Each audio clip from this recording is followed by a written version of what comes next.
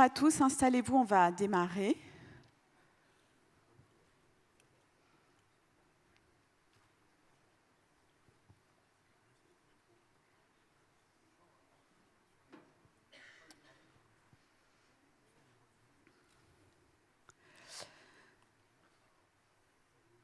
Alors, c'est parti. Je m'appelle Claire Leroy-Atala. Je travaille depuis 20 ans sur les questions d'insertion sociale, professionnelle et le rétablissement en psychiatrie.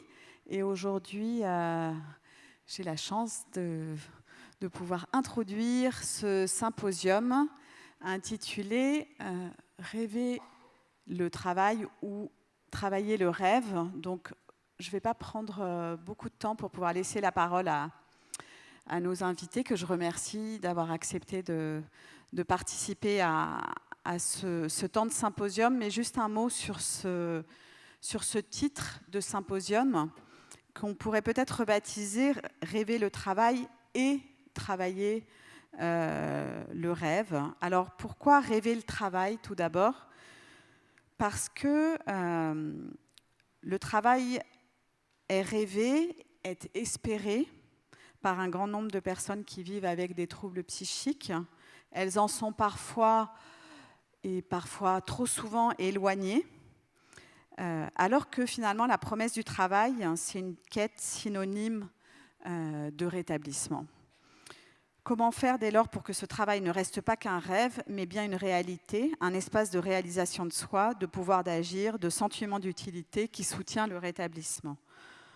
Comment faire pour que l'accompagnement vers et dans le travail contribue efficacement à transformer le rêve en réalité ? Et c'est ce sujet-là que l'on traitera en premier avec Marie-Gaëlle Marek, qui est docteure en psychologie clinique et qui a accepté de nous partager les résultats de sa thèse de psychologie dirigée par Bernard Pachou sur l'évaluation des dispositifs d'emploi accompagné pour essayer de répondre à finalement qu'est-ce qui est impactant, qu'est-ce qui fabrique de l'efficience dans l'accompagnement vers l'emploi, dans les dispositifs d'accompagnement, et de pouvoir clarifier ce qui fait levier et ce que ça produit dans la vie des personnes. Et donc, elle va partager tout le travail de recherche qu'elle a fait auprès d'une palette de dispositifs d'emploi accompagnés. Puis, travailler le rêve, la projection dans un avenir choisi que représente le rêve du travail est un matériau central d'un accompagnement orienté rétablissement. Il nourrit l'espoir, met en lumière les valeurs, les intérêts de la personne. Il dessine une identité professionnelle plus puissante que cette identité de malade ou de personne handicapée. Il offre un espace d'engagement dans une vie qui a du sens. Cette question de la manière dont on peut travailler le rêve va être abordée avec nos deux autres invités, Anne-Laure Dumoutier et Pierrick Cabrera. Vous êtes respectivement psychologue et directeur de l'association Cohérence Réseau. Et vous partagerez notamment à partir d'un cas clinique, d'une vignette clinique, la manière dont finalement vous faites ce travail autour du rêve du travail.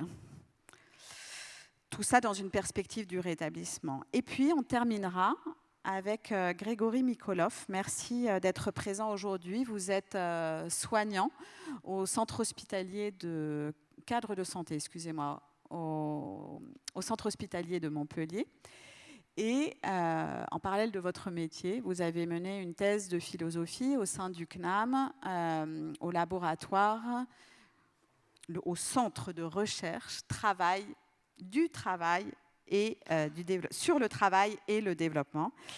Et donc, vous allez explorer cette question-là en abordant la question du suicide au travail des soignants et nous éclairer sur les enjeux d'engagement subjectif dans le travail, engagement universel finalement des hommes et des femmes au travail. Merci à vous tous. Je laisse tout de suite la parole à Marie-Gaëlle pour nous partager ses résultats de thèse.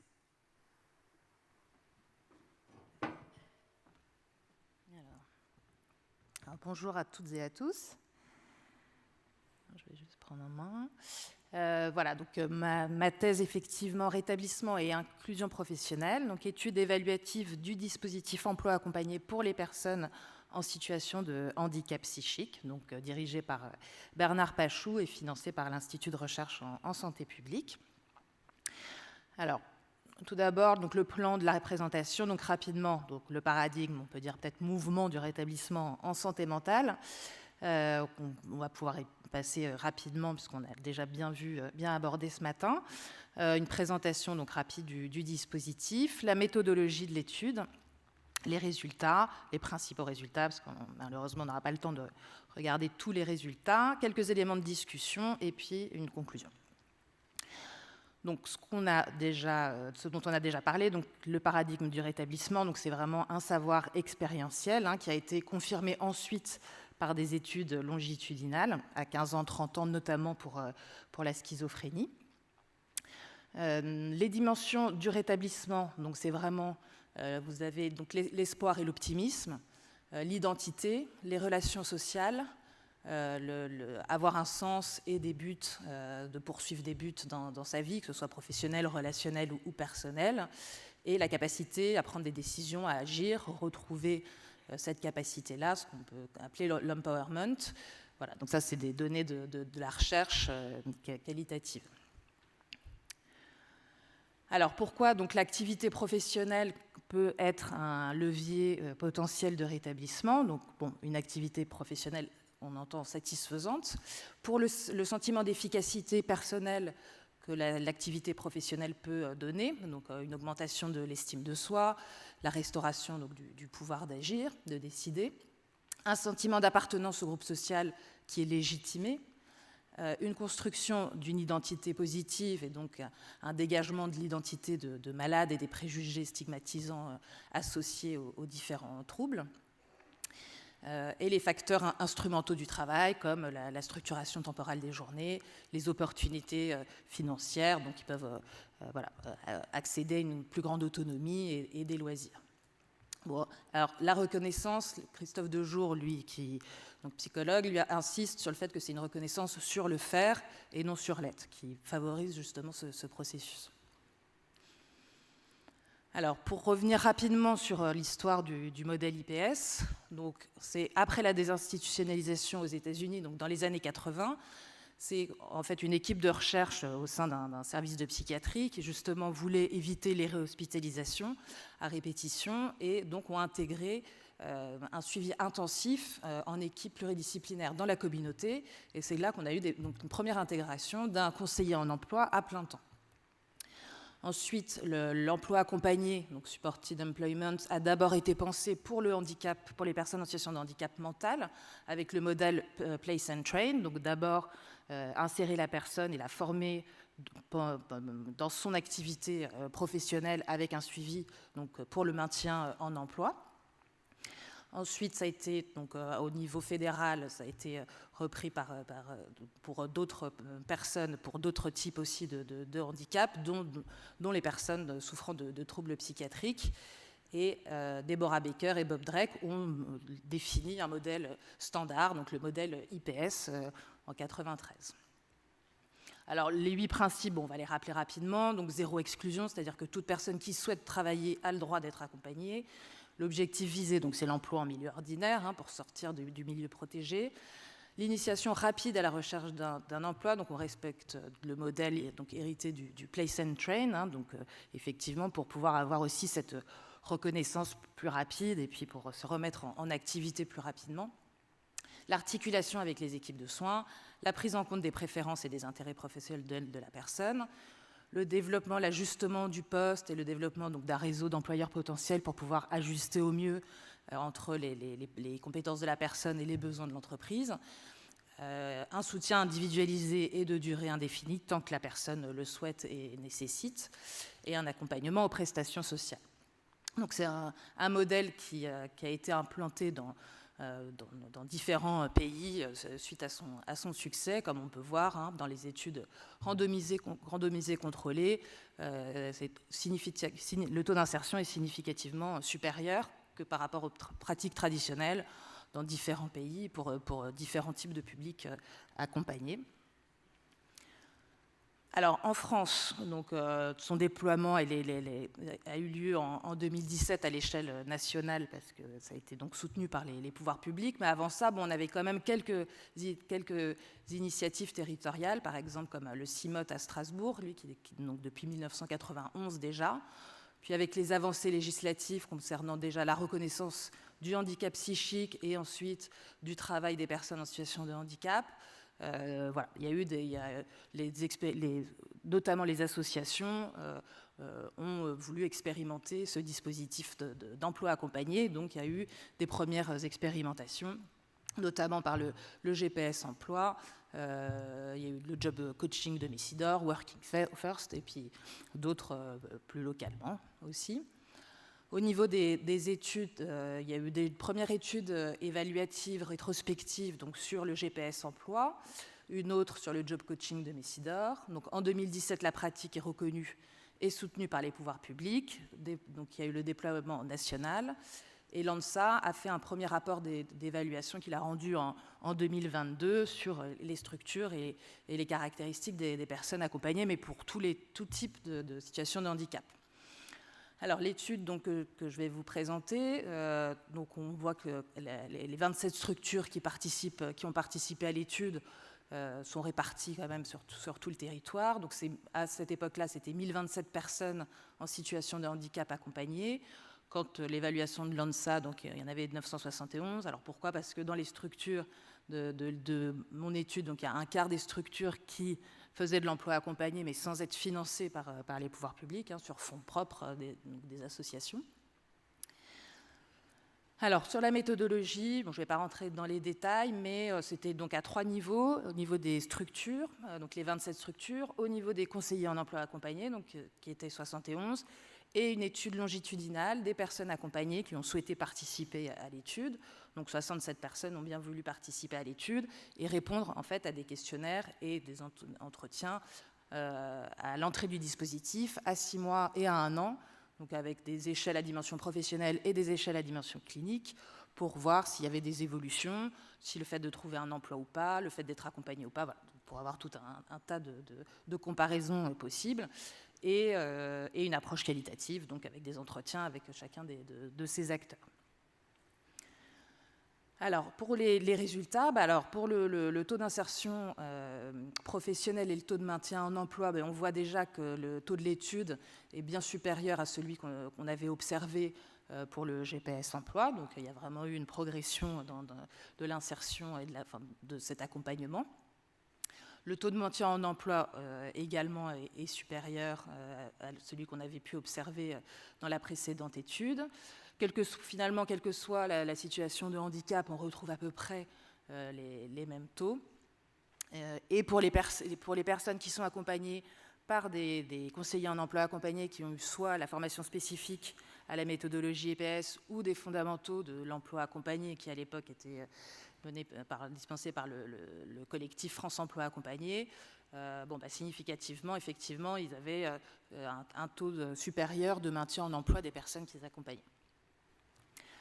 Au niveau de la caractérisation de la mesure du degré de fidélité des structures donc au modèle IPS pour savoir voilà, quel degré d'adhésion au modèle, donc c'est une échelle de 25 items qui reprend les grands principes. Et donc sur les structures participant à l'étude, 16 ont obtenu une fidélité convenable, 10 une bonne fidélité, une était hors emploi accompagné.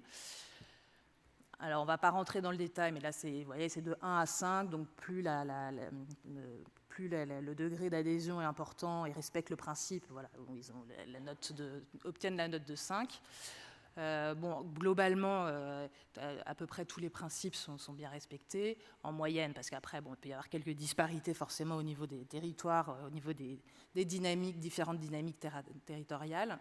Ce qu'on voit quand même, c'est que le service dédié exclusivement à l'emploi a un peu plus de difficultés à être respecté par rapport aux problématiques sociales, parce que le plus souvent, Alors, sauf quelques contre-exemples qu'on verra peut-être illustrer ensuite, les problématiques sociales prennent aussi beaucoup de temps aux conseillers en emploi accompagnés qui n'ont pas forcément les relais à disposition, et donc ça prend du temps sur la recherche aussi de l'accompagnement vers l'emploi.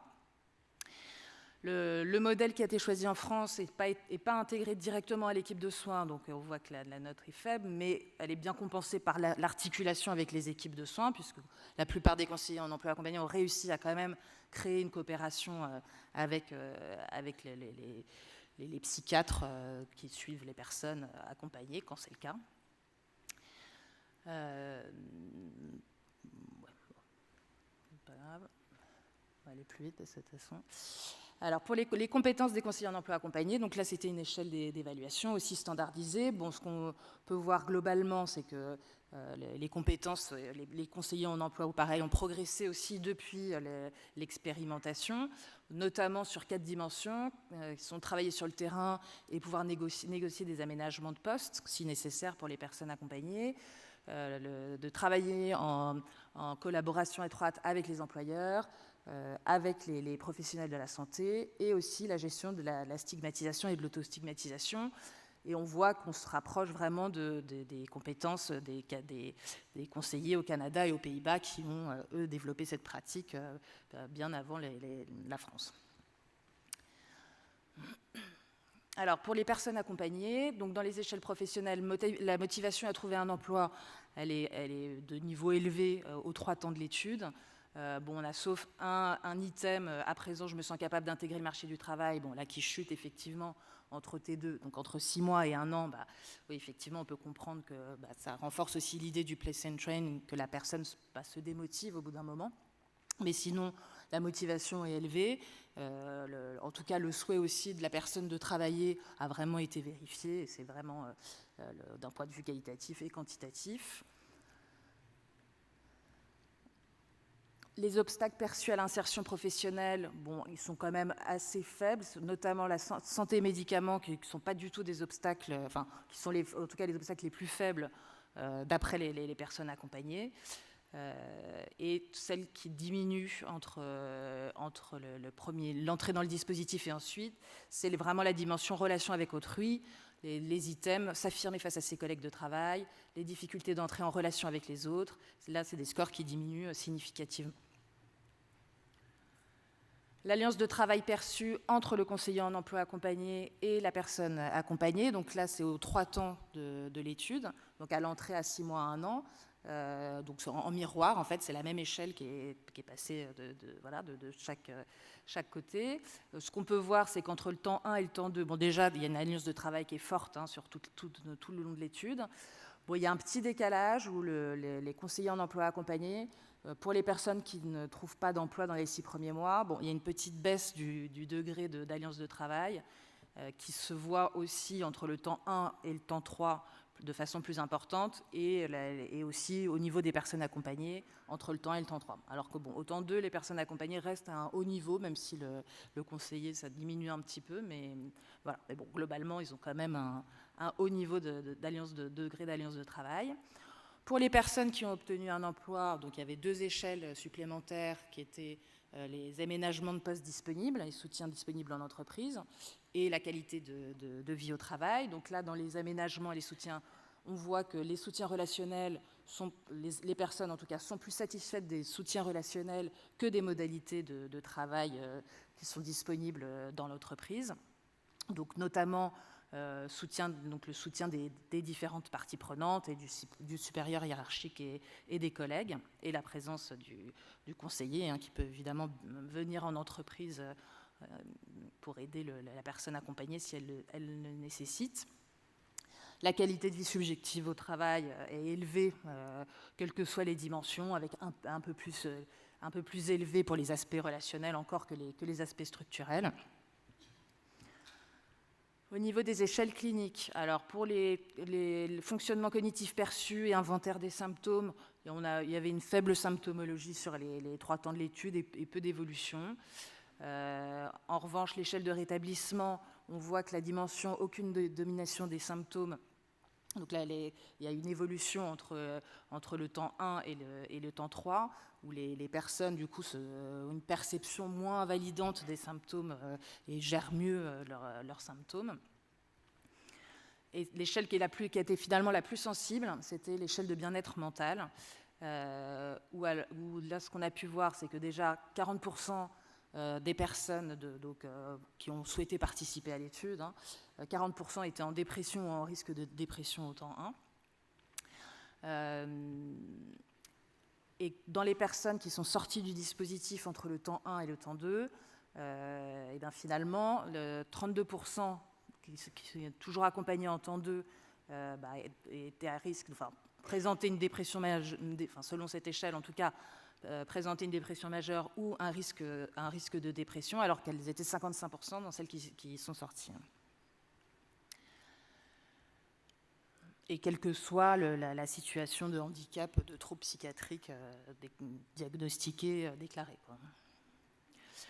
Alors, pour les personnes, en tout cas, qui ont obtenu un emploi dans les 6 premiers mois, significativement, là, on voit que le score a augmenté au niveau du bien-être mental, alors que pour les personnes qui ne l'ont pas trouvé, elle reste à peu près, ça reste à peu près égal, ça n'augmente pas, mais ça diminue pas. Bon, bref, donc on peut vraiment dire que le fait d'avoir trouvé un emploi à l'aide de cet accompagnement, en tout cas, bénéficie, apporte un mieux-être, en tout cas, aux personnes accompagnées, et que celles qui ne trouvent pas, bon, en tout cas, elles ne se dégradent pas.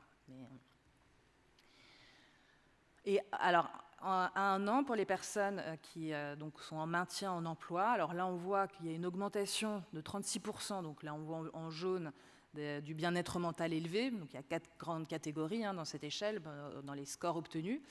Mais ce qui est un peu intriguant quand même, c'est qu'il y a 14%, il y a plus 14% aussi en dépression majeure. Donc là, c'est quand même une vigilance aussi à avoir du conseiller ou autre, de bien se préoccuper de l'état de santé de la personne qui peut à un moment aller moins bien et pas forcément le dire parce qu'elle est en emploi et que voilà. Et c'est aussi important de bien rester vigilant sur cet aspect-là.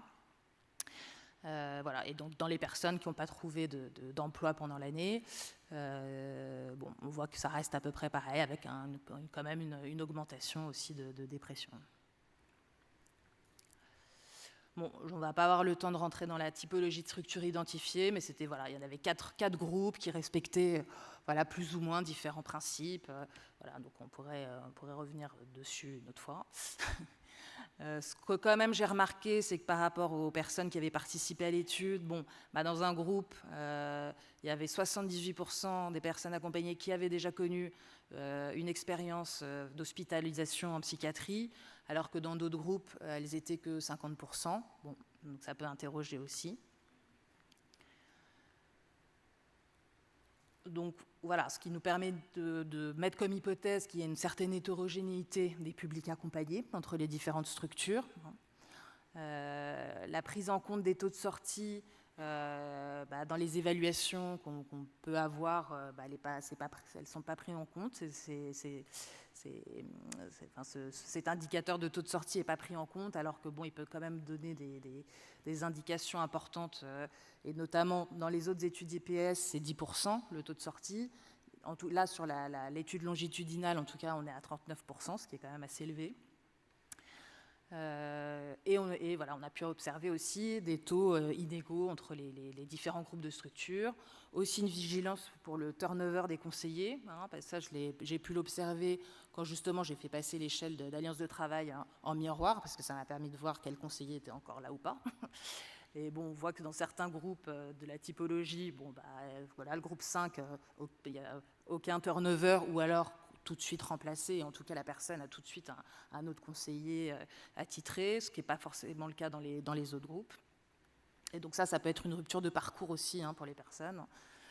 Donc vraiment une vigilance à 6 mois, donc ça c'est par rapport aux résultats d'avant, donc la vigilance à 6 mois d'accompagnement pour les personnes à la recherche d'un emploi, donc ça c'est plus pour l'alliance de travail, et la vigilance du bien-être mental pour les personnes qui sont en maintien en emploi. C'est pas automatique.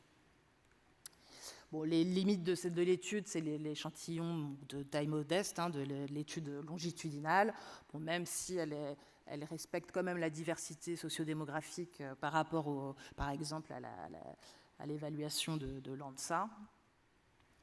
Bon, c'est des données déclaratives, donc ça aussi, c'est limites. Bon, moins sur l'étude longitudinale, mais bon, en tout cas sur les déclarations des structures.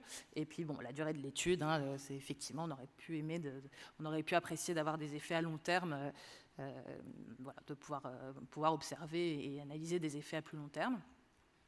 Donc pour conclure, bon, en tout cas cette étude quand même permet de confirmer encore une fois qu'à l'aide du dispositif emploi accompagné, les personnes en situation de handicap psychique peuvent s'insérer professionnellement en milieu ordinaire de travail. Là, bon, on ne l'a pas détaillé, mais par rapport à l'étude expérimentale, on a vraiment une implication accrue donc des différents acteurs du réseau de la personne, que ce soit au niveau de la coopération donc avec le sanitaire ou les entreprises, qui est impulsée par les conseillers en emploi accompagné, même quand ils vont faire des démarches d'information auprès des CMP ou tous les différents forums ou autres. Donc là, les principales difficultés par rapport au modèle IPS, c'est vraiment le respect du principe de recherche rapide d'un emploi, et pour certaines quand même encore la coopération avec les équipes de psychiatrie. Alors la recherche rapide d'un emploi, souvent ce qui est revenu, c'est que effectivement les structures ont peur d'abîmer le lien avec les entreprises si l'insertion n'est pas réussie, donc elles prennent un peu plus de temps. Bon, voilà. Mais bon, c'est pas forcément ce qui est le mieux pour les personnes. Donc ça, il faut peut-être remettre ce principe un peu plus en valeur. Voilà, ce qu'on a pu observer, c'est une tendance plus importante de sortie de dispositif des personnes qui souffrent de dépression. Et encore une fois, c'est tout trouble confondu, même des personnes diagnostiquées schizophrènes peuvent souffrir de dépression. Et l'importance vraiment de la formation initiale et continue des conseillers en emploi accompagné et de leur soutien, autant en interne qu'en externe, par exemple par des supervisions cliniques. Voilà. Et donc on peut espérer un déploiement plus important encore du dispositif, parce que aujourd'hui c'est à peu près 10 000 personnes accompagnées, alors qu'on a encore 400 000 personnes demandeurs d'emploi en situation de handicap. Voilà, merci beaucoup. Merci beaucoup Marie-Gaëlle, et bravo pour le respect du timing malgré la richesse de ce que tu avais à nous partager. Du coup, je vous passe tout de suite la parole, Anne-Laure et Pierrick, pour nous parler de votre accompagnement chez Cohérence Réseau.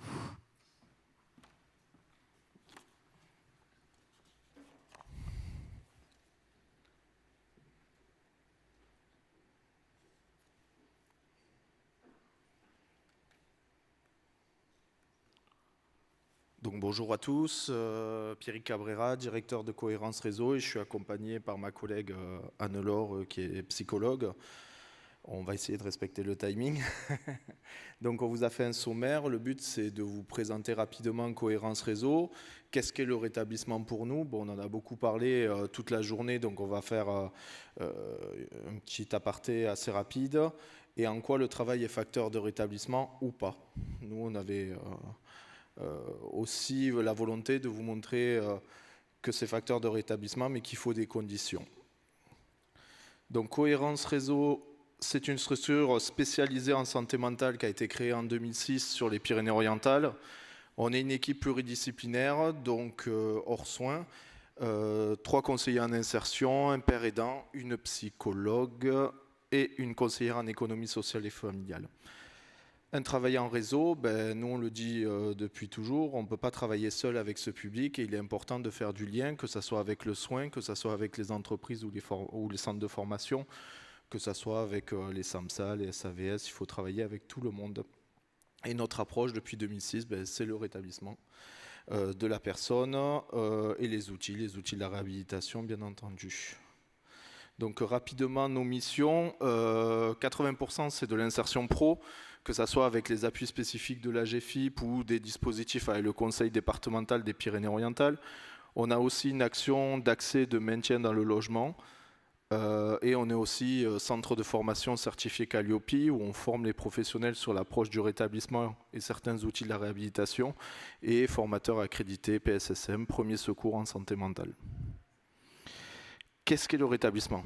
Ben voilà, nous on a voulu vous mettre la définition que dit Patricia Digan. Alexandre ce matin en a parlé, ben nous on voulait la mettre.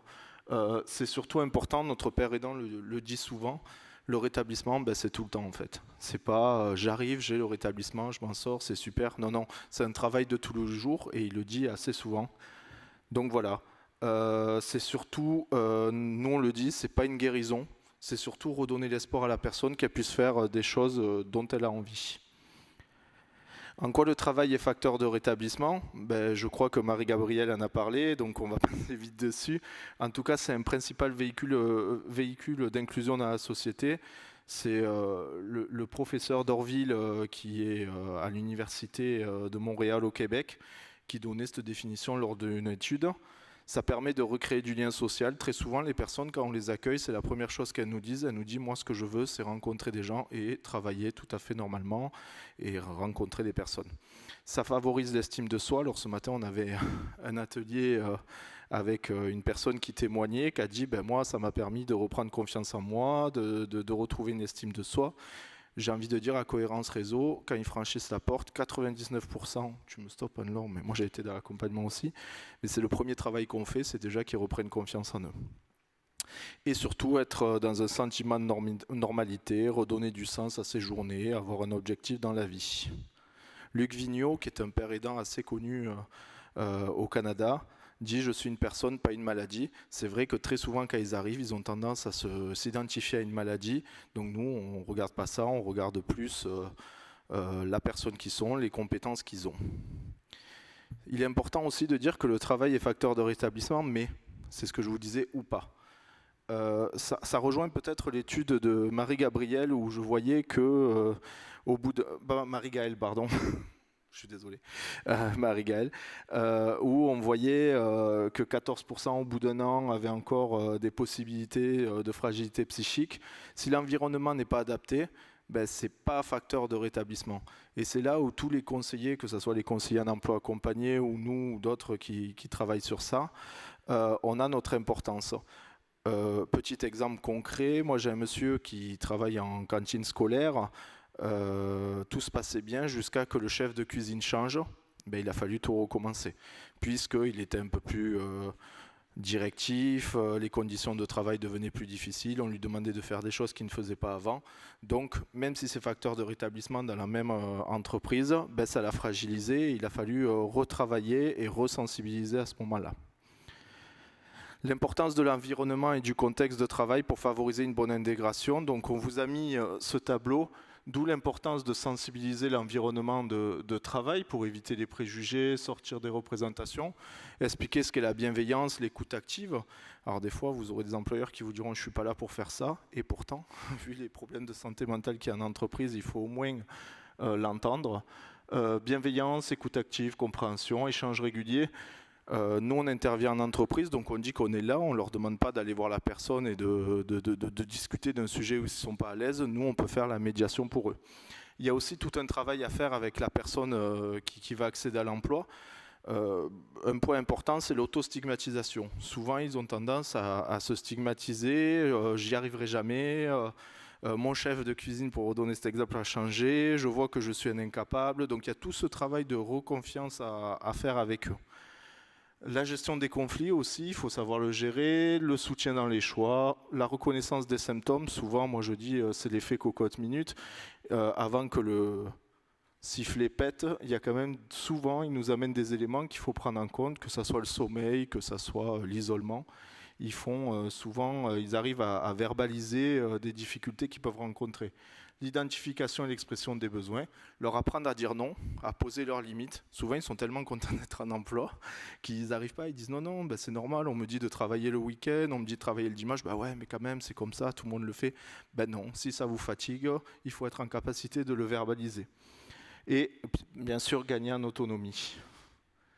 Je crois que j'ai fini pour la présentation. Je laisse la place à Anne-Laure pour qu'elle vous présente une situation. Bonjour à tous. L'idée, effectivement, là on avait un peu théorisé le concept, mais on a trouvé ça intéressant de vous présenter une situation à partir d'outils qu'on utilise. Alors on l'a assez répété depuis ce matin, il me semble. Bien évidemment qu'il existe des outils dans le champ du rétablissement et de la réhabilitation psychosociale, notamment quand on travaille dans le domaine de l'insertion professionnelle. Mais avant l'outil, il faut bien évidemment rappeler que le plus important, c'est la posture. Donc on a souvent tendance à dire dans l'association, c'est 90% de posture et 10% d'outils. L'outil va venir en fait en soutien, ça va être un support qui va être utilisé par les conseillers et par le père aidant pour permettre parfois de favoriser un petit peu le dialogue et de permettre aux personnes de s'exprimer sur des choses sur lesquelles justement parfois elles ont peut-être un peu de difficulté pour trouver les bons mots. Donc aujourd'hui, on a choisi de vous présenter une situation à partir d'un outil qui est le GMRT, qui veut dire Gestion de la maladie et du rétablissement par le travail. Donc c'est un outil qui a été construit par Marianne Farkas, qui est une chercheuse de l'Université de Boston, et qui a été traduit il y a quelques années par l'ancienne directrice de l'association et créatrice aussi, fondatrice de l'association Madame Kay, avec la vice-présidente toujours en poste et qui est également psychiatre en centre de réhabilitation psychosociale. Donc ce GMRT, gestion de la maladie et du rétablissement, en fait l'objectif c'est de pouvoir soutenir l'espoir et le droit des personnes qui donc souffrent de troubles psychiques ou qui ont des problèmes de santé mentale de manière plus spécifique et de leur permettre de s'épanouir avec bien-être dans un travail qui va être significatif pour eux. Les valeurs fondamentales de ce programme, c'est l'espoir. Alors depuis ce matin, on n'arrête pas d'en parler, de ce mot espoir. C'est vraiment démontrer que le travail et le bien-être, ce ne sont pas que des possibilités, mais que ça peut devenir une réalité. C'est aussi l'orientation vers la personne, c'est-à-dire que plutôt que de se mobiliser sur les difficultés qu'elles vont rencontrer dans le quotidien, les limites qu'elles vont avoir dans le quotidien, on va aller travailler avec elles tout ce qui est justement potentialité, capacité, compétences qu'elles ont parfois tendance à oublier. C'est bien évidemment l'autodétermination, c'est-à-dire que c'est soutenir et valoriser les choix de la personne, quel que soit le projet de la personne, même s'il veut devenir magicien ou président de la République, on va le prendre en compte et on va l'accompagner par rapport à ces choix-là. Donc c'est vraiment un respect de ses choix, un respect de ses envies, et c'est pouvoir l'accompagner au quotidien dans cette démarche. Et bien évidemment, le partenariat qui est essentiel, c'est une relation d'égal à égal. Je vais respecter et je vais accepter la personne dans sa globalité, quelles que soient ses croyances, quelle que soit sa culture, et vraiment dans ce but d'établir un climat de confiance qui va permettre justement une alliance de travail pour pouvoir travailler au mieux. La méthode, rapidement, dire, montrer, faire et discuter.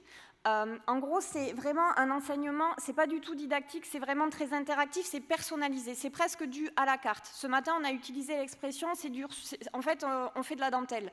C'est-à-dire que même si l'outil est le même, on va l'utiliser de manière un peu différente en fonction de la personne qu'on va recevoir. Et en fait, c'est la personne qui va l'utiliser, c'est la personne qui va se l'approprier, et à partir des questions qui sont posées, nous, ça va nous permettre de rebondir et de pouvoir élaborer un discours et un projet qui correspond à leurs attentes.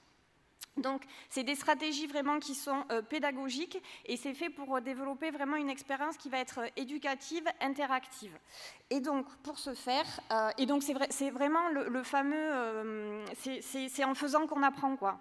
C'est vraiment un outil qui est, si on devait le résumer, c'est ça. C'est en faisant qu'on apprend et c'est en les laissant faire aussi qu'ils vont retravailler justement cette reprise de confiance en soi. On vous a présenté les 9 modules qui existent, sachant que bien évidemment, on ne va pas tous vous les présenter aujourd'hui, vous imaginez bien. On a choisi de partir sur le premier, qui s'appelle Rétablissement et Travail. Et donc pour ce faire, on va vous présenter donc une situation.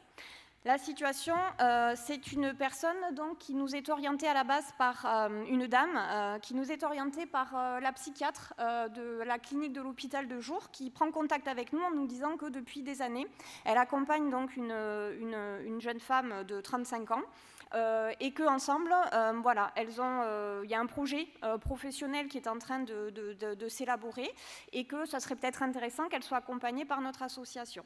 Donc elle passe par une inscription France Travail qui est la porte d'entrée pour pouvoir arriver chez nous. Et donc on reçoit cette dame dans le cadre de ce qu'on appelle d'un appui spécifique.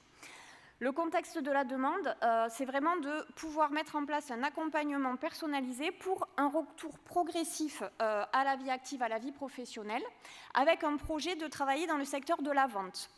C'est vraiment un projet qui est très flou, c'est-à-dire qu'au cours de ses études, elle avait commencé un bac pro commerce. La pathologie s'est déclenchée l'année où elle devait passer son diplôme. S'en est suivi une grande errance médicale avant que le diagnostic soit posé, puis des hospitalisations et donc un suivi au niveau du soin. Donc aujourd'hui, elle a de nouveau ce projet de travailler dans la vente, mais en fait, elle ne sait pas trop si elle peut le faire, si elle en est capable, et il y a beaucoup d'hésitations autour de ça. Les besoins identifiés, c'est vraiment reprise de confiance en soi, ce projet donc de réinsertion. Et dans les premiers échanges qu'on a, ressort aussi ce besoin d'être soutenu sur la gestion du stress et sur ses habiletés sociales. Et dans ses attentes particulières, par rapport à ce qu'elle a connu jusqu'alors, elle est vraiment en demande d'une écoute personnalisée et d'un soutien dans le quotidien pour pouvoir l'aider par rapport à ça, parce que voilà, il y a vraiment cette grosse hésitation et cette vraiment incertitude sur la possibilité de le faire ou pas. Donc l'objectif de ce premier module rétablissement et travail, c'est vraiment de pouvoir établir des objectifs de rétablissement et de travail et de pouvoir identifier des stratégies de bien-être personnel pour pouvoir y arriver. Donc, si ça vous intéresse à la fin, vous pourrez venir nous voir. J'ai le cahier de ce fameux rétablissement et travail que je pourrais vous montrer. Donc, c'est basé sur des questions. Sinon, vous le trouverez sur notre site internet. On vous a mis le lien sur la dernière diapositive. Là, ce que je vous ai proposé, c'est donc les réponses que la personne a apportées quand on a travaillé sur cette fiche. Donc, la première question, c'est le mot rétablissement. Quand on vous dit rétablissement, qu'est-ce que vous associez autour de ce mot?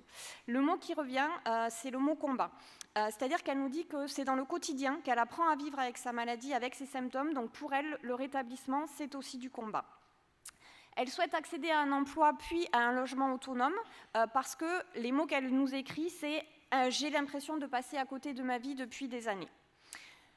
Elle reconnaît utiliser déjà certaines stratégies de rétablissement qui sont proposées sur cette fiche, notamment le soutien de certains pairs, le fait de faire du sport. Depuis peu, elle a retrouvé une hygiène de vie, notamment par le biais d'ateliers à l'hôpital de jour. Donc elle participe, elle s'est mise à faire du sport, elle fait attention à son alimentation. C'est quelqu'un qui passe du temps en famille parce que ce sont des personnes qui sont repérées comme ressources pour elle et qui pratiquent l'humour souvent quand elle peut se retrouver en difficulté.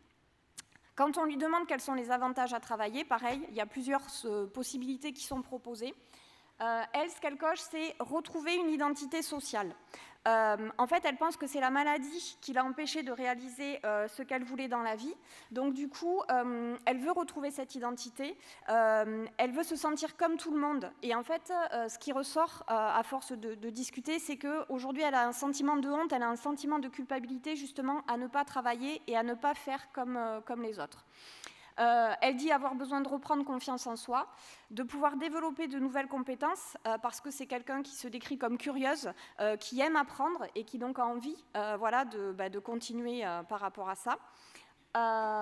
Et donc de s'intégrer dans la communauté. Et comme on l'a dit tout à l'heure, ce besoin de créer du lien social, de retrouver une vie sociale, c'est quelque chose qui revient régulièrement. Et par contre, dans les inconvénients à travailler, elle nous fait part d'une anxiété face au rendement de travail, c'est-à-dire que ça, c'est quelque chose vraiment qui lui fait peur. Elle a une appréhension, malgré le traitement, elle a un traitement dont elle respecte l'observance, mais malgré le traitement, elle a des symptômes persistants, notamment des hallucinations auditives, et elle craint que l'anxiété liée au travail et au rendement qui peut lui être demandé provoque justement une résurgence de ces symptômes et la mette en difficulté. Donc ça, c'est vraiment quelque chose qui revient en boucle, et elle est inquiète donc par rapport à l'augmentation de ces symptômes et aussi par rapport aux préjugés que pourrait avoir l'employeur ou les collègues de travail si elle était amenée à révéler son handicap. Donc ça, c'est des choses qu'on va également travailler au cours des entretiens. Comment, alors déjà, est-ce que je souhaite ou pas informer mon employeur de ma reconnaissance en qualité de travailleur handicapé? Et si oui, comment je l'aborde et avec quel point je le définis? Et donc, à partir de là, elle va se fixer des objectifs. Donc, l'objectif qu'elle va se fixer, c'est de trouver un stage de conseiller de vente Et on va définir ensemble les étapes pour y parvenir. Donc en fait, comme on l'a dit ce matin, on n'est que les personnes dans la barque.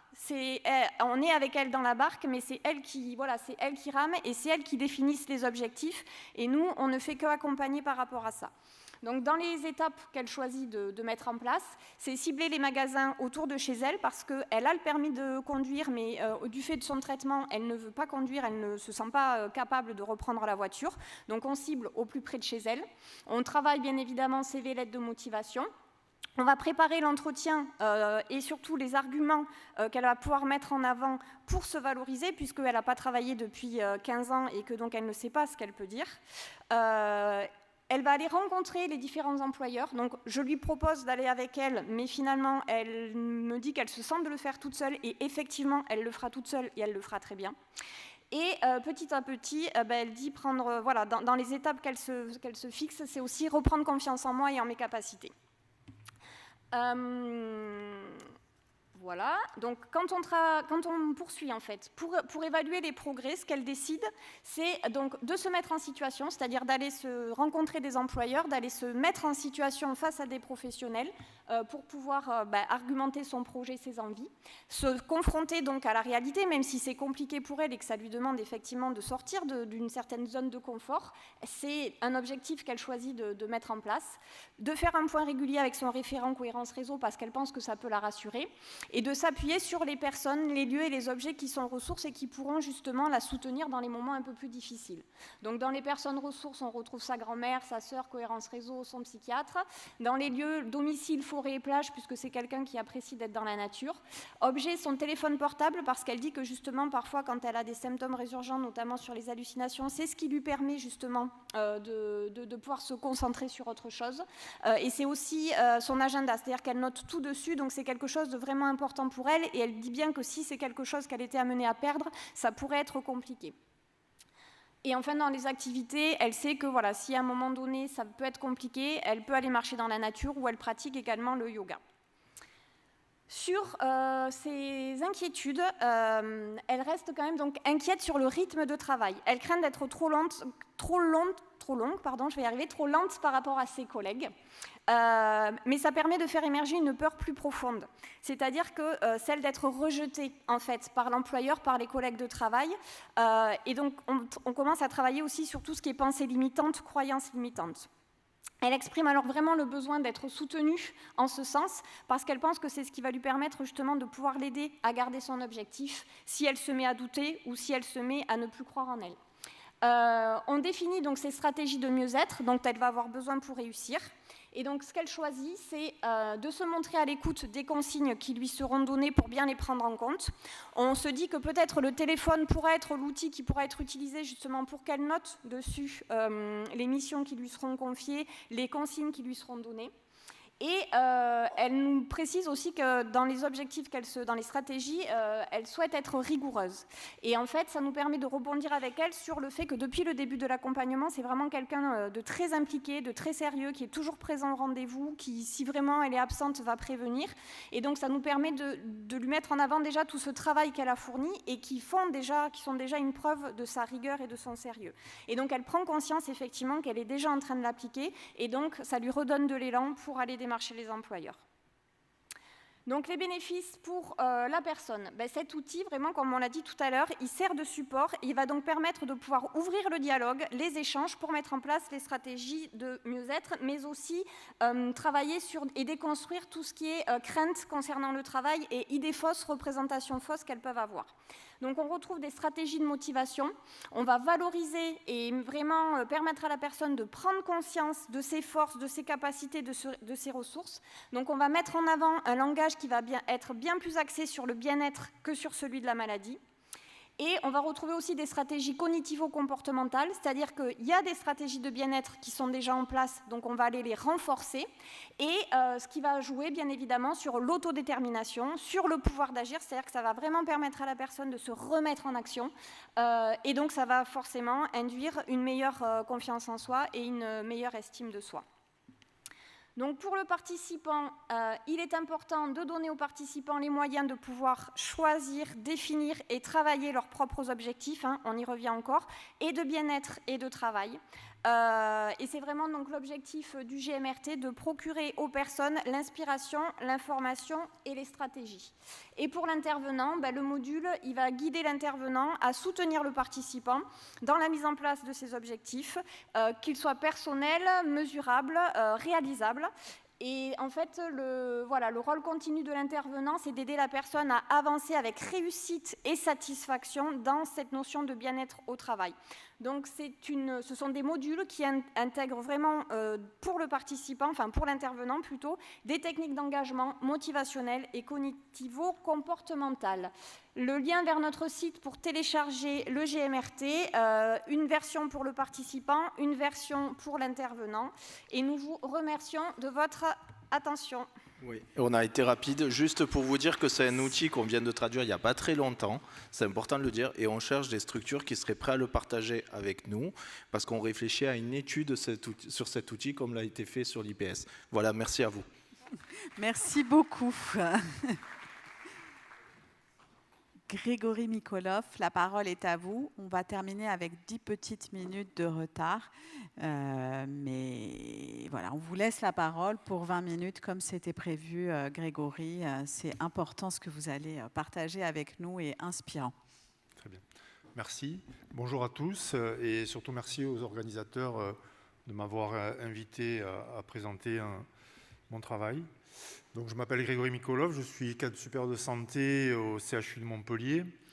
Depuis bien longtemps, je suis, je dirais, de filière infirmier de secteur psychiatrique. J'ai fait partie des derniers formés avec ce diplôme. J'ai été formé à Saint-Alban, en Lozère, où j'ai travaillé une dizaine d'années avant de muter au CHU de Montpellier. Alors, je suis également membre associé au Centre de recherche sur le travail et le développement du CNAM de Paris. Et c'est dans ce cadre que j'ai soutenu une thèse en 2023 de philosophie sur le suicide au travail des soignants, sous la direction d'Éric Amraoui, qui est philosophe au CNAM. Le titre de ma thèse était « Le suicide au travail, approche thérapeutico-institutionnelle et enjeux politiques ». Et le sous-titre, qui est un concept que j'ai développé, qui s'appelle « Le travail défiguré ». Alors pour introduire mon propos et faire le lien avec ces journées, je dirais que la dimension politique du travail s'appuie directement sur la pensée de François Tosquelles, qui a théorisé ou qui parlait des deux jambes. Selon lui, l'homme est constitué d'une double aliénation, aliénation mentale, aliénation sociale. Alors vous me direz quel lien avec le suicide au travail des soignants? Les deux jambes posent la question politique de la vie humaine comme double aliénation de l'homme. L'aliénation mentale perturbe et entrave l'individu dans la conscience de son être. Et l'aliénation sociale le prive d'exister au sein d'une communauté humaine. C'est pourquoi, comme l'avait compris Tosquelles, il n'y a pas de frontière entre les soignants et les soignés, dans ce qui fait de ces personnes des personnes humaines. Pour faire une petite ouverture, pour ceux que ça intéresse, vers la phénoménologie, on pourrait dire qu'il n'y a pas d'universalité du sensible dans la vie. La seule universalité de l'être qui nous relie, c'est l'aliénation. Alors pour la psychothérapie institutionnelle, le travail a été le moyen d'émancipation et surtout un moyen de faire tomber les murs de l'asile en humanisant le soin psychiatrique.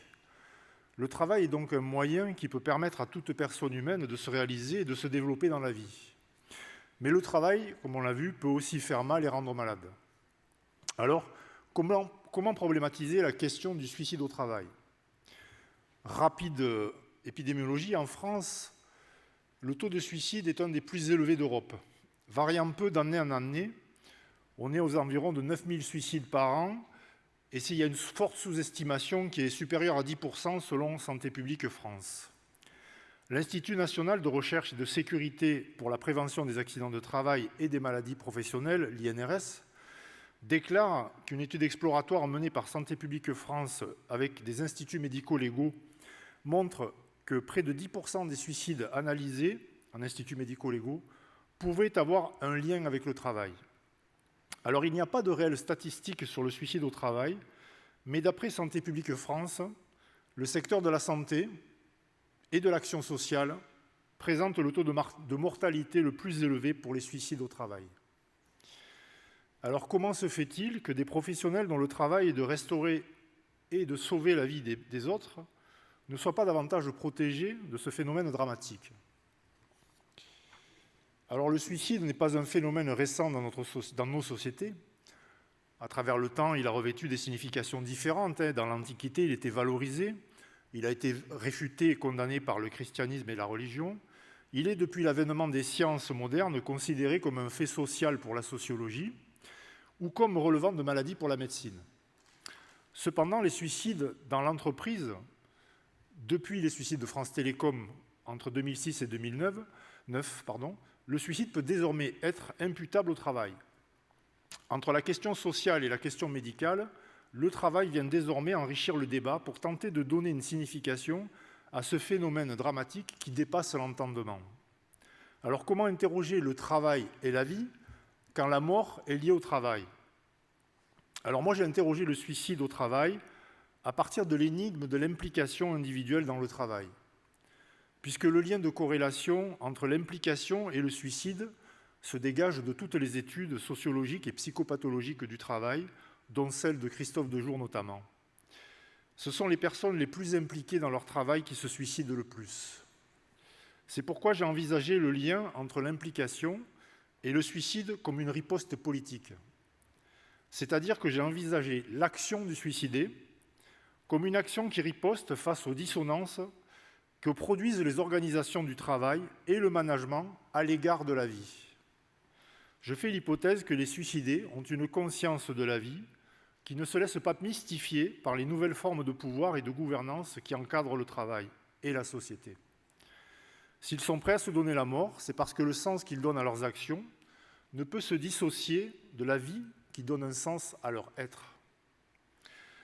Un philosophe montpelliérain qui s'appelle Michel Henry a dit ceci: « Le bouleversement ontologique, c'est-à-dire la perturbation de notre être, se produit lorsque l'action cesse d'obéir aux prescriptions de la vie. » Quand le savoir qui règle l'action est le savoir de la vie, il coïncide avec l'action, n'étant rien d'autre que son auto-affection. Alors ce qui caractérise le suicide dans sa manifestation est bien son imprévisibilité. Même les psychiatres les plus experts se heurtent à comprendre le fait qu'une personne puisse aller bien durant un entretien et se suicider l'instant d'après.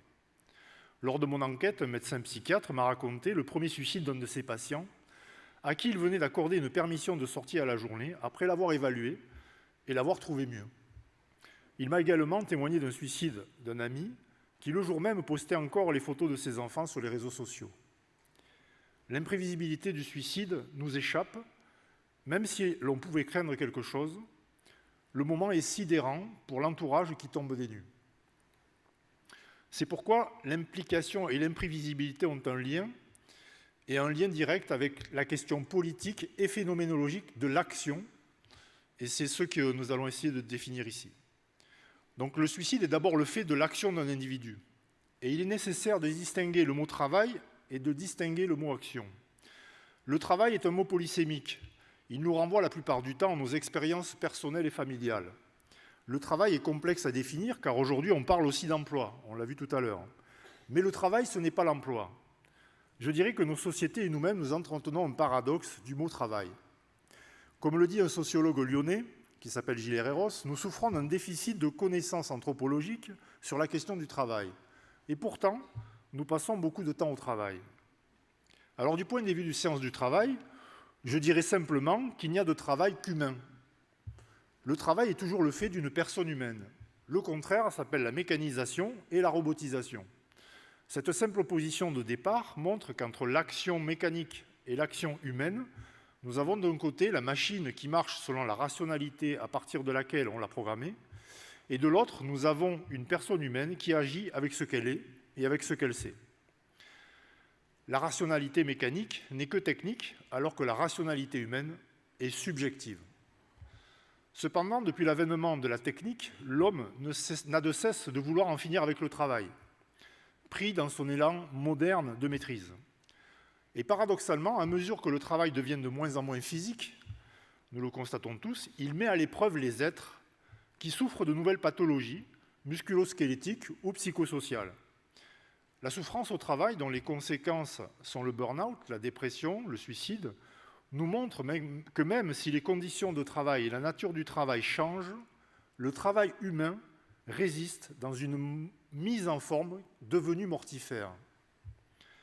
Paradoxalement, la souffrance devient pathologie quand le travail ne permet plus à l'individu de s'éprouver en travaillant. La pénibilité physique n'est pas ce qui fait fuir les travailleurs. Aujourd'hui, c'est l'impossibilité d'exister par le travail qui les fait fuir. Si nous considérons les pathologies du travail comme des manifestations symptomatiques d'un travail malade, alors il est à considérer que tout symptôme lié au travail en est la conséquence. Ce ne sont pas les personnes qui sont malades, c'est le travail qu'il faut soigner, nous dit Yves Auclot. C'est pourquoi j'ai abordé la question du suicide au travail comme étant le fait d'un engagement total de l'individu dans son travail pour la vie, par-delà la mort. C'est la lecture que j'en ai faite à partir de situations de suicide de soignants et à l'issue de nombreux entretiens que j'ai menés auprès des proches des suicidés. Les suicides que j'ai étudiés n'ont pas tous été reconnus juridiquement comme liés au travail. Ce n'était pas un critère pour moi, parce que j'ai pu constater que chaque famille a son vécu, chaque équipe a son vécu, chaque professionnel a sa représentation du suicide d'un collègue ou d'un proche. Et j'ai souhaité aller au-delà en portant l'interrogation sur le rapport au travail que ces personnes entretenaient avec leur travail, et je me suis attaché à mettre en perspective des traces mémorielles liées à leurs expériences de vie, afin de dégager un matériau nouveau permettant de nous penser l'impensable. Alors je vais vous proposer rapidement un bref détour théorique qui pose les bases conceptuelles de mon analyse. J'ai tout d'abord abordé la question politique du suicide au travail des soignants en suivant la pensée d'Hannah Arendt, à travers la condition de l'homme moderne, mais aussi à travers un texte qu'elle a écrit dans les années 50 en répondant à la Déclaration universelle des droits de l'homme, qui s'intitule « Il n'y a qu'un seul droit de l'homme, celui d'être au monde ». Et j'ai ensuite abordé la question de l'être par la phénoménologie matérielle de Michel Henry, pour qui la conscience de soi est une conscience sans extériorité possible à la vie en soi. C'est un peu complexe, je ne le développerai pas, mais du point de vue phénoménologique, la conscience de soi n'est pas une extériorité à soi ni à la vie en soi. C'est sans distance, donc sans monde.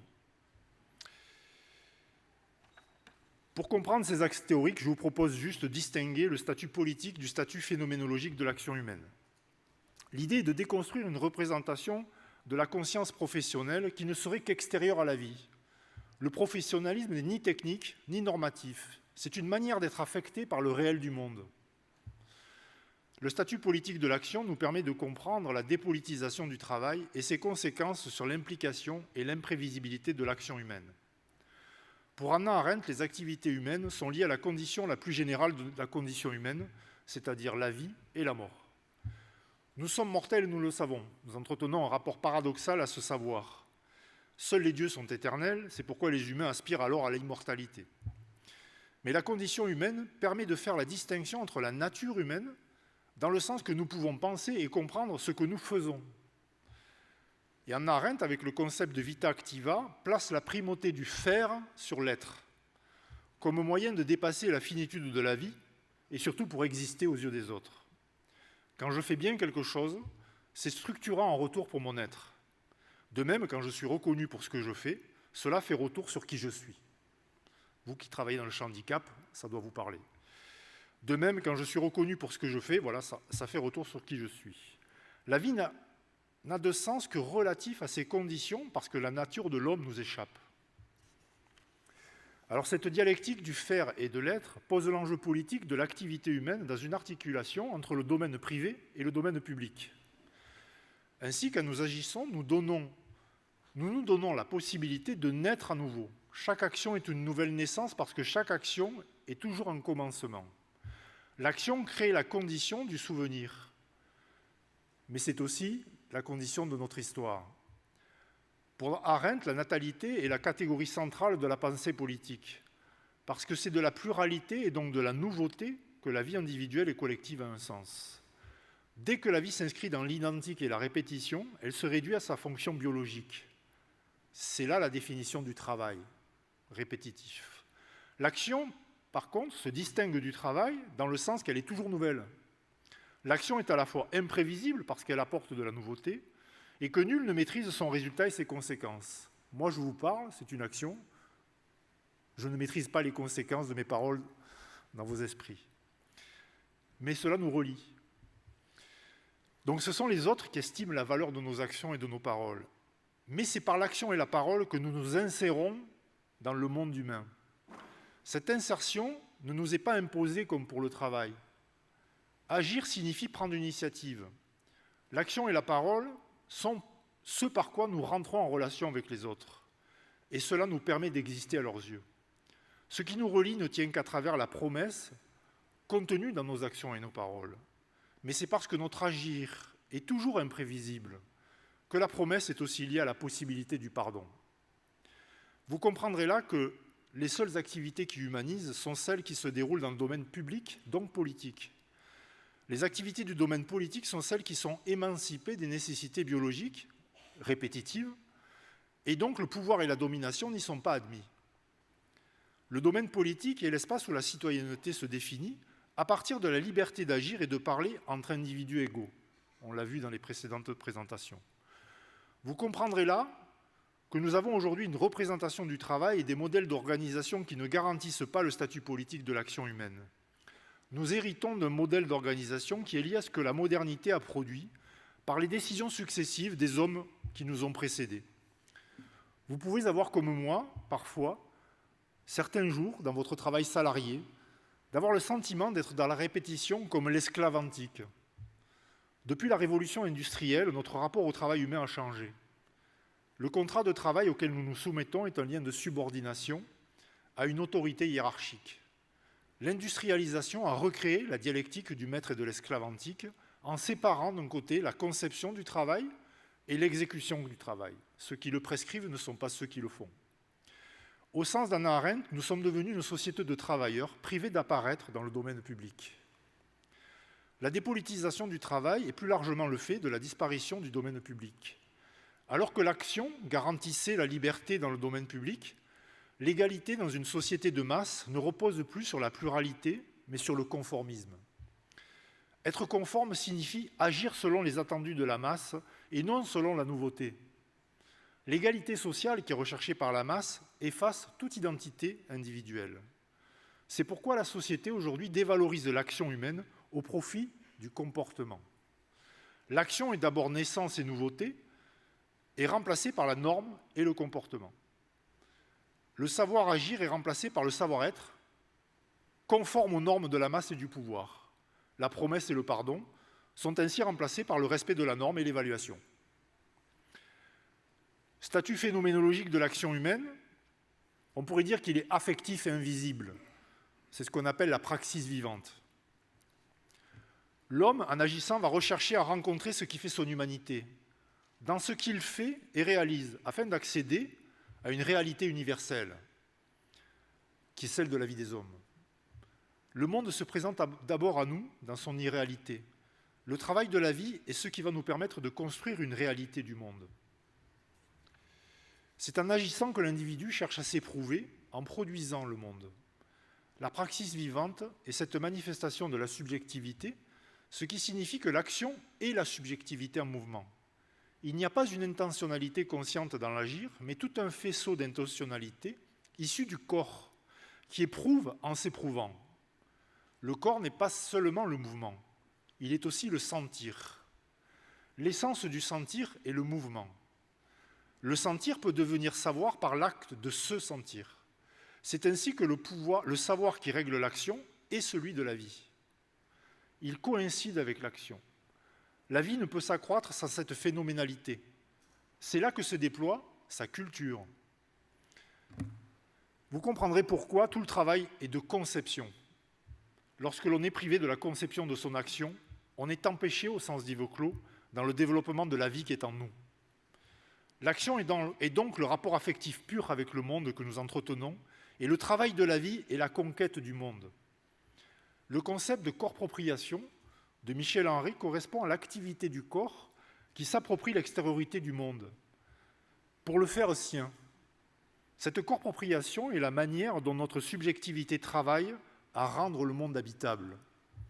Par exemple, Si c'est la première fois que vous venez dans ces journées de recherche, le lieu, les gens et tout ce qui s'y passe dès votre arrivée vous sont étrangers.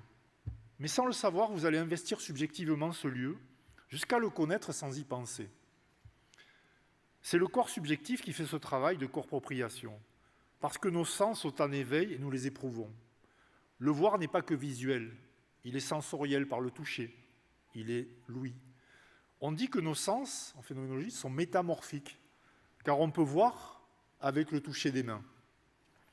Donc l'homme ne produit pas uniquement ce dont il a besoin, il produit de façon universelle, parce que nous reproduisons la nature tout entière, et l'homme peut s'y contempler. La vie productive est la vie qui engendre la vie, et c'est une activité libre. Il nous faut également comprendre la temporalité de l'action, là où se construit l'histoire de nos vies individuelles. Les ressources de l'action individuelle ne sont jamais isolées des autres personnes rencontrées à l'occasion du travail et au-delà. Nous l'avons vu par son statut politique. C'est pour contrer son incertitude que l'action est toujours adressée. Tout ce que nous faisons est adressé. La temporalité de notre action, de nos actions, est liée à un processus de transmission et d'actualisation permanent. C'est ce qui rend le travail vivant. C'est par là que se construit le métier, par exemple. C'est dans cette transmission intergénérationnelle dans le réel du travail. Quand une infirmière fait un soin à un patient, elle s'adresse au patient, dans l'instant. Mais la manière dont elle réalise le soin est aussi adressée à d'autres qui ne sont plus là, mais qui comptent encore, comme ceux qui lui ont appris à faire les gestes et les manières de faire, sans oublier tous ceux qui l'ont aidé à faire de sa vie ce qu'elle est aujourd'hui. Cette temporalité, dans l'adresse de l'action, vise à contenir, pour chaque individu, les incertitudes du monde réel. Cette temporalité dans l'adresse de l'action constitue ce qu'on appelle des îlots de sécurité, qui nous sont transmis depuis notre naissance et que nous enrichissons tout au long de notre vie et que nous transmettons à notre tour. Vous comprendrez au passage que ces adresses sont multiples. Je dirais que politiquement et phénoménologiquement, elles sont plurielles. D'où l'impossibilité de standardiser les manières de faire, même pour les gestes les plus simples. Pour aller plus loin, lorsque on agit toujours au passé. Parce qu'on prend toujours appui sur des habitudes. C'est moins coûteux subjectivement. Mais l'habitude qui est dévalorisée par le management de la qualité aujourd'hui est pourtant ce sur quoi repose la sécurité du travail. Pour Henri Bergson, l'habitude est à l'action ce que la généralité est à la pensée. Les activités à risque passent leur temps à anticiper pour construire des habitudes, ce qu'on appelle des routines dans le travail. Ces routines permettent d'être disponibles le moment venu pour faire face aux imprévus. Si l'action se situe au passé, c'est parce que notre corps porte en lui, la mémoire de tous nos gestes passés. Cette mémoire est vivante parce que c'est notre corps qui porte en lui les traces de ces situations passées. C'est ce que l'on ressent dans chaque situation vécue qui s'inscrit dans le corps. Et le corps est une mémoire à disposition pour l'action présente. Henri Bergson nous dit encore, la vérité est que la mémoire ne consiste pas du tout dans une régression du présent au passé, mais au contraire, dans un progrès du passé au présent. C'est dans le passé que nous nous plaçons d'emblée. Il nous dit encore que la mémoire n'est pas un matériau à disposition rangé dans des tiroirs de notre cerveau. C'est la sensation de l'instant, dans l'action située, ce qui est éprouvé dans le réel d'une situation qui convoque une trace affective, passée, sans que nous puissions choisir ni avoir la maîtrise de cette convocation. C'est de cet éprouvé, passé convoqué, passé présent affecté, que peut naître une nouvelle action. L'efficacité du résultat agira comme une nouvelle trace structurante d'un nouveau savoir. L'action ne peut donc pas être amputée de son historicité au risque de perdre sa boussole. C'est ce qui fait que nous sommes d'abord des êtres de culture et pas des êtres de science. En conclusion, je dirais que les réformes du système de santé, avec la nécessaire maîtrise des coûts de production, a mis à mal la culture des métiers du soin, parce que l'organisation scientifique du travail adossée au tournant gestionnaire des années 80 a provoqué un changement de paradigme pour les soignants. L'industrialisation des activités de soins immobilise ce qui fait le travail humain, sa culture et son humanité. Les plus impliqués dans ce travail ne peuvent s'y résoudre. Et c'est quand un événement inattendu les rattrape qu'ils passent à l'acte. Leur travail est défiguré. Je vous remercie pour votre attention.